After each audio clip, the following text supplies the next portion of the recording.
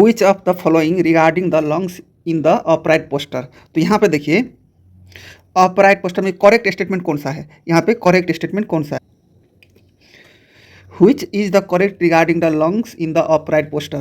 तो यहाँ पे देखिए करेक्ट स्टेटमेंट कौन सा है, तो देखिए V/Q ratio highest at the apex of the lung. एक क्या है, लो एट द एपेक्स नहीं होगा, base at the lungs, base of the lungs होगा। तो करेक्ट स्टेटमेंट क्या हो गया, ए। देखिए V/Q मीन्स क्या हुआ, V मीन्स क्या हो गया, V मीन्स हो गया वेंटिलेशन। कौन सा, एल्बुलर वेंटिलेशन, एल्बुलर वेंटिलेशन। एल्बुलर वेंटिलेशन नॉर्मली कितना होता है, 4 लीटर पर मिनट। Q मीन्स क्या हो गया, परफ्यूजन। क्या हो गया, परफ्यूजन, परफ्यूजन। परफ्यूजन मीन्स क्या होता है, pulmonary circulation, pulmonary circulation. Pulmonary circulation normally कितना होता है, 5 लीटर पर मिनट, 5 लीटर पर मिनट। तो V/Q रेशियो कितना होगा, V/Q रेशियो 4/5 इक्वल टू 0.8। तो V/Q रेशियो कितना है, नॉर्मली 0.8। और ये कहाँ पर दिखाई देता है, seen in middle region of lungs, middle region of, middle region of lungs, lungs. देखिए if V/Q 3.2 means highest value है, highest value, highest value, highest value कहाँ पे दिखाई देगा, apex, apex region of, apex region of lungs, lungs. और देखिए V/Q 0.6 रहेगा, तो ये क्या लोएस्ट वैल्यू है, V/Q का लोएस्ट वैल्यू है। ये कहाँ पे दिखाई देता है, एपेक्स, एपेक्स नहीं, base, base region of lungs, base region of lungs. यहाँ पे तो करेक्ट स्टेटमेंट कौन सा हो गया, A. Which of the following statement is true about the functional residual capacity. सबसे पहले कि देखिए एक समझिए total lung capacity. Total lung capacity में क्या क्या इंक्लूडिंग होता है, tidal volume plus inspiratory residual volume plus expiratory residual volume plus residual volume, ये टोटल लंग कैपेसिटी है। देखिए वाइटल कैपेसिटी में, वाइटल कैपेसिटी में क्या होता है, ये तीनों इंक्लूडिंग होता है।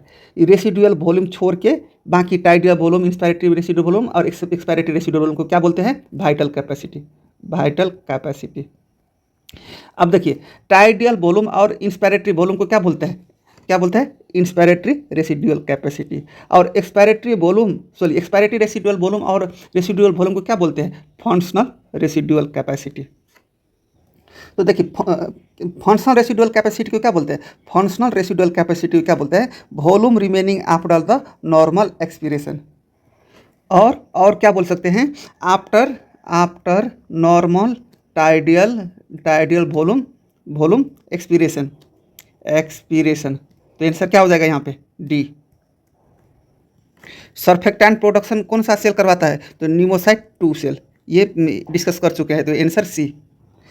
ब्रोंकियल सिक्रीशन कंटेंट, यहाँ पे देखिए सिक्रीशन है, नहीं सिक्रीशन में कोई भी सिक्रीशन रहेगा, कोई भी सिक्रीशन रहेगा, ये कौन सा इम्यूनोग्लोबिन कंटेंट करेगा, तो immunoglobulin A, immunoglobulin a content करेगा। जैसे आप सिक्रीशन में मान लीजिए कौन कौन सा, सैलिवा हो गया, saliva secretion, tear secretion, tear secretion हो गया, नहीं intestinal secretion, intestinal secretion, secretion, ये सब में कौन सा इम्यूनोग्लोबिन प्रेजेंट रहेगा, इम्यूनोग्लोबिन ए, तो आंसर सी।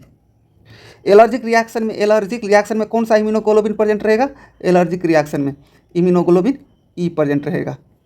जैसे कि एलर्जिक रिएक्शन में क्या रिलीज होता है, हिस्टामिन, हिस्टामिन रिलीज होता है, हिस्टामिन। हिस्टामिन को कहाँ कहाँ से रिलीज होता है, बेसोफिल सेल और मास्ट सेल से, मास्ट सेल से और बेसोफिल सेल से, बेसोफिल सेल से प्रेजेंट सिक्रीशन होता है। कॉम्प्लीमेंट एक्टिवेशन कौन जब कॉम्प्लीमेंट एक्टिवेशन होता है तो कौन से इम्यूनोग्लोबिन एक्टिवेट होता है या कंटेन करता है, तो देखिए complement, complement activation contain which haemoglobin, immunoglobin M. देखिए complement activation contain immunoglobin G also, complement, complement activation contain immunoglobin G also. देखिए तो कॉम्प्लीमेंट कंटेन इम्यूनोग्लोबिन जी भी है, इम्यूनोग्लोबिन एम भी है, बट यहाँ पे देखिए जो जी इम्यूनोग्लोबिन जी है ये प्लेसेंटा क्रॉस करता है, placenta cross, but immunoglobin M जो है वो प्लेसेंटा क्रॉस नहीं करता है, प्लेसेंटा, प्लेसेंटा क्रॉस नहीं करता है। और देखिए इम्यूनोग्लोबिन जी मल्टीपल माइलोमा में दिखाई देता है। और देखिए इम्यूनोग्लोबिन यम जो है ये किस में दिखाई देता है? कोल्ड एगुलेटिन में, कोल्ड एगुलेटिन। तो यहाँ पे आंसर कौन सा है? C. Peripheral chemoreceptor are stimulated by. तो सबसे पहले यहाँ पर देखिए दो ठो का कहानी, एक हो गया CO2 का कहानी, एक हो गया O2 का कहानी। तो देखिए पहले CO2 में देखते हैं। देखिए इफ CO2 इंक्रीज होगा तो CO2 इंक्रीज होगा तो सेंट्रल केमो रिसेप्टर स्टिमुलेट होगा। तो स्टिमुलेट कौन सा? Central chemo receptor, central chemo receptor. वहीं पे देखिए O2 डिक्रीज होगा, O2 डिक्रीज होगा तो क्या स्टिमुलेट होगा? पेरीफेरल, स्टिमुलेट पेरीफेरल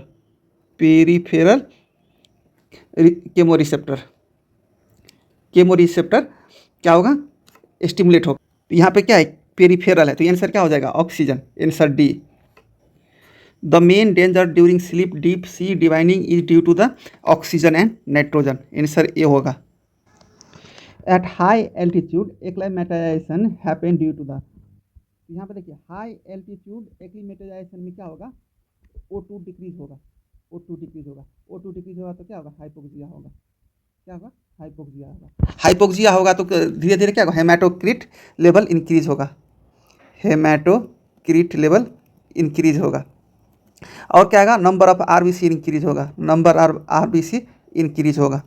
और वॉल्यूम ऑफ ब्लड इंक्रीज होगा, वॉल्यूम ऑफ ब्लड इंक्रीज होगा।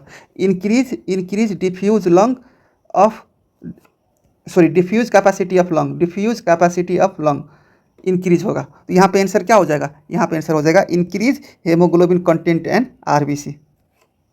यहाँ पे देखिए नोटिस कीजिए एवरीथिंग इंक्रीजेज है नहीं। तो देखिए हेमाटोक्रिट लेवल राइज हो जाएगा, RBC नंबर राइज हो जाएगा, वॉल्यूम ऑफ ब्लड राइज हो जाएगा, diffuse capacity of lungs rise हो जाएगा नहीं। वैस्कुलरिटी देखिए vascularity of peripheral tissue increase हो जाएगा, वैस्कुलरिटी ऑफ पेरिफेरल टिश्यू ये भी क्या हो जाएगा? इंक्रीज हो जाएगा। Which of the following is the true about a hypoxia. सबसे पहले देखिए हाइपोक्सिया कितने टाइप्स का होता है? हाइपोक्सिया टोटल 4 टाइप्स का होता है। एक हो गया क्या हो गया?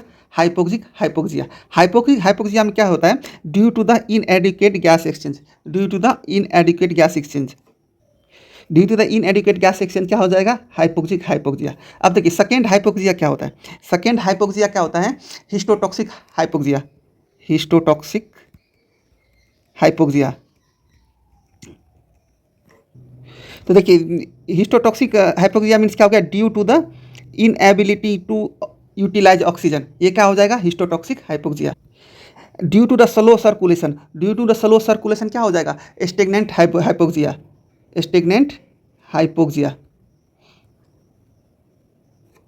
Due to the inadequate oxygen carry capacity ये क्या हो जाएगा? Anaemic hypoxia. तो देखिए इनएडिक्वेट ऑक्सीजन कैरिंग कैपेसिटी क्या हो जाएगा? Anaemic hypoxia. Due to the inability to utilise oxygen ये कौन सा हाइपोक्सिया हो जाएगा? Histotoxic hypoxia. और देखिए inadequate to the gas exchange कौन सा हाइपोक्सिया हो जाएगा? हाइपोक्सिया। और स्लो सर्कुलेशन कौन सा हाइपोक्सिया हो जाएगा? Stagnant hypoxia. तो यहाँ पे आंसर क्या हो जाएगा? C. Over inflation of lung is prevented by. तो यहाँ पे सबसे पहले देखिए नॉर्मल टाइडियल वॉल्यूम कितना होता है? नॉर्मल टाइडियल वॉल्यूम कितना होता है? 500 ml। और देखिए नॉर्मल टाइडियल वॉल्यूम का वर्क क्या है? Causes stretch. देखिए 500 से ज़्यादा हो जाएगा if maximum tidal volume 3 times more हो जाएगा। 500 × 3 equal to 50 ml tidal volume. उसको क्या बोलते हैं? Over inflation of the tidal volume, over inflation of tidal volume. और ये क्या करेगा? यहाँ पे देखिए टाइडियल वॉल्यूम का काम क्या था? स्ट्रेच था। तो यहाँ पे क्या करेगा? Over stretch. देखिए ओवर स्ट्रेच हो जाएगा, ओवर लंग्स का जो ओवर स्ट्रेच हो जाएगा तो क्या होगा? लंग्स इंजरी होने का चांसेस ज़्यादा हो जाएगा। अब देखिए ये लंग इंजरी कौन प्रिवेंटेड कराता है? तो this lungs injury is prevented by which reflects hearing brewer inflation reflex। Reflex. तो यहाँ पे कौन प्रिवेंटेड करवाता है? Hering Breuer reflex, answer B. Oxygen haemoglobin dissociative curve shift in the right in all of the following condition except. ये oxygen dissociative curve के बारे में हम डिस्कस कर चुके हैं, तो आंसर यहाँ पे क्या हो जाएगा? D, decrease D. Shift to right में क्या क्या हो जाएगा? हाइपरथर्मिया होगा, डिक्रीज पीएच होगा और इंक्रीज CO2 होगा। डिक्रीज H प्लस नहीं होगा। डिक्रीज H प्लस मीन्स क्या हुआ? Increase pH. Increase pH means क्या हो गया? एल्कलोसिस। एल्कलोसिस एल्कलोसिस किस में दिखाई देता है? लेफ्ट शिफ्ट में, लेफ्ट शिफ्ट में। और डिक्रीज पीएच मीन्स क्या होगा? एसिडोसिस। एसिडोसिस किस में दिखाई देता है? राइट शिफ्ट में। इंक्रीज CO2 क्या हो गया? हाइपरकार्बिया। हाइपरकार्बिया। हाइपरकार्बिया किस में दिखाई देता है? राइट शिफ्ट में। हाइपोकार्बिया किस में दिखाई देता है? हाइपोकार्बिया। हाइपोकार्बिया किस में दिखाई देता है? लेफ्ट शिफ्ट में। Partial pressure of CO2 lead to the, देखिए partial pressure of CO2 means क्या हो गया? हाइपरकार्बिया। हाइपरकार्बिया। हाइपरकार्बिया मीन्स क्या हो गया? किस में रहता है? राइट शिफ्ट में। तो आंसर क्या हो जाएगा? Shift of oxy haemoglobin dissociative curve to right. यह shaped curve of the oxygen haemoglobin dissociative curve is due to the, यह shaped curve oxygen haemoglobin dissociative curve में किससे कारण होता है? तो binding of the oxygen molecule increasing the affinity of the binding other oxygen molecule के कारण होता है। तो answer D. Which of the following is the not responsible for causing right shift of the oxygen dissociative curve. तो देखिए right shift में क्या होता था? राइट शिफ्ट में हाइपरकार्बिया, हाइपरकार्बिया, एसिडोसिस, एसिडोसिस, हाइपोक्सिया, क्या होता था? हाइपोक्सिया। तो यहाँ पे देखिए एल्कलोसिस किस में था? लेफ्ट शिफ्ट में था, लेफ्ट शिफ्ट में, लेफ्ट शिफ्ट में। तो यहाँ पे आंसर क्या हो जाएगा? डी, क्योंकि यहाँ पे क्या बोल रहा है? Not responsible. Pulmonary chemo reflex is characterize by, तो पल्मोनरी केमो रिफ्लेक्स का कैरेक्टराइज क्या है? क्या है? तो देखिए पल्मोनरी केमो रिफ्लेक्स का कैरेक्टराइज क्या क्या है? एक हो गया immediate apnoea, immediate apnoea. Second क्या हो गया? ब्रेथलेसनेस। सेकेंड क्या हो गया? Breathlessness, breathlessness. थर्ड क्या हो गया? Hypotension, hypotension. अब फोर्थ क्या हो गया? Bradycardia, bradycardia.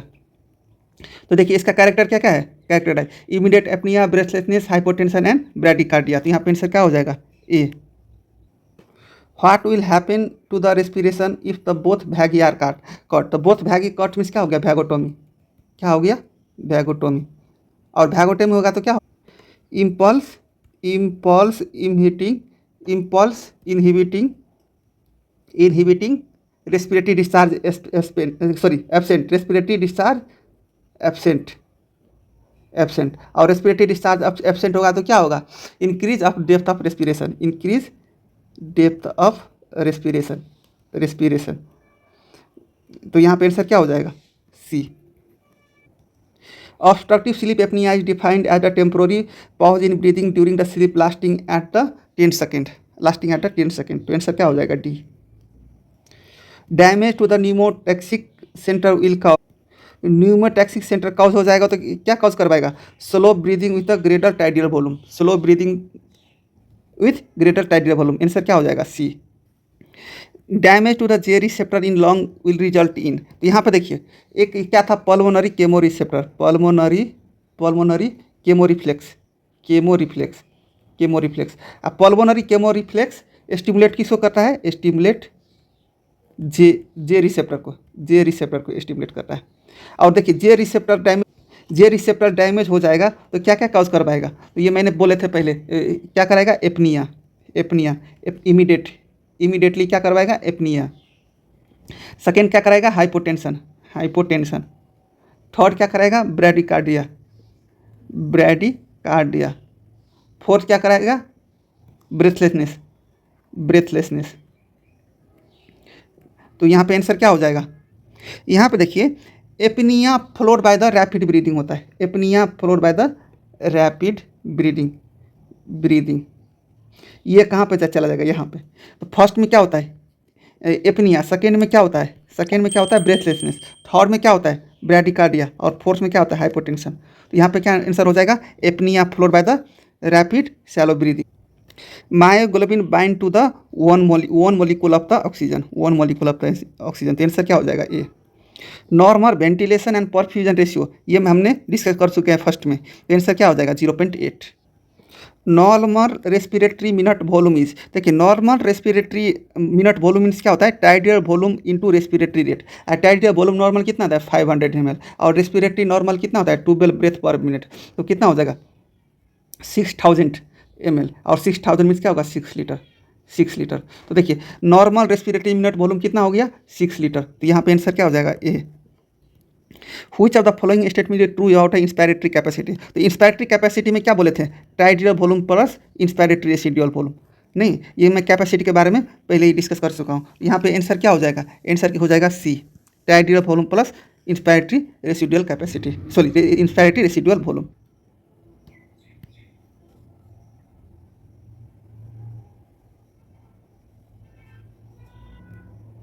यहाँ पे आंसर क्या हो जाएगा B. Cut off limit of deoxygenated haemoglobin for the appearance of the cyanosis, तो यहाँ पे आंसर के क्या हो जाएगा B, answer more than 5 gram percentage. Cut off limit deoxygenated haemoglobin का वैल्यू कितना होना चाहिए, मोर देन 5 ग्राम परसेंटेज, और मोर देन 5 ग्राम परसेंटेज होगा तो क्या अपीयर होगा cyanosis, cyanosis.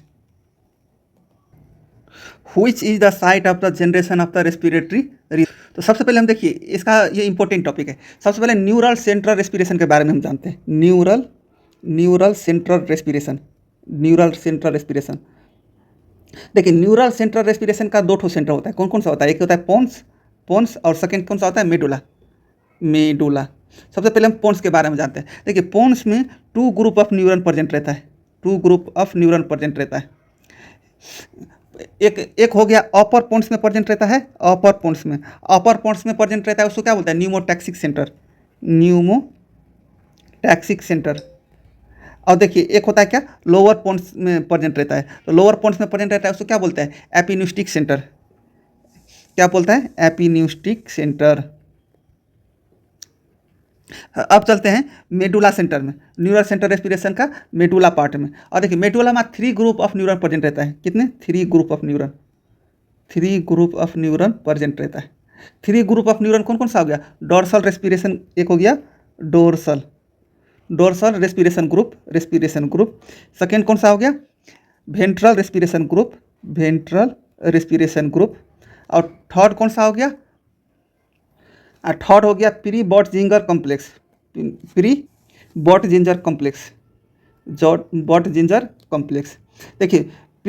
Ginger complex is a pacemaker neuron of respiration. तो यहाँ पे देखिए यहाँ पे क्या बोला है रेस्पिरेटरी रिदम, और रेस्पिरेटरी रिदम क्या, रिदम मीन्स क्या हो गया पेसमेकर ऑफ रेस्पिरेशन। और पेसमेकर ऑफ रेस्पिरेशन कौन सा करवाता है, तो pre Botzinger complex, answer B. अब देखिए ventral respiratory group of neuron क्या करवाता है, ventral respiratory group of neuron क्या करवाता है, control the ventral respiratory group of neuron control the forceful expiration during exercise. और देखिए dorsal respiratory group of neuron के का काम क्या है, तो डोर्सल रेस्पिरेटरी ग्रुप ऑफ का काम क्या है, जनरेट आरएएमपी सिग्नल। तो यहाँ पे आंसर क्या हो जाएगा बी।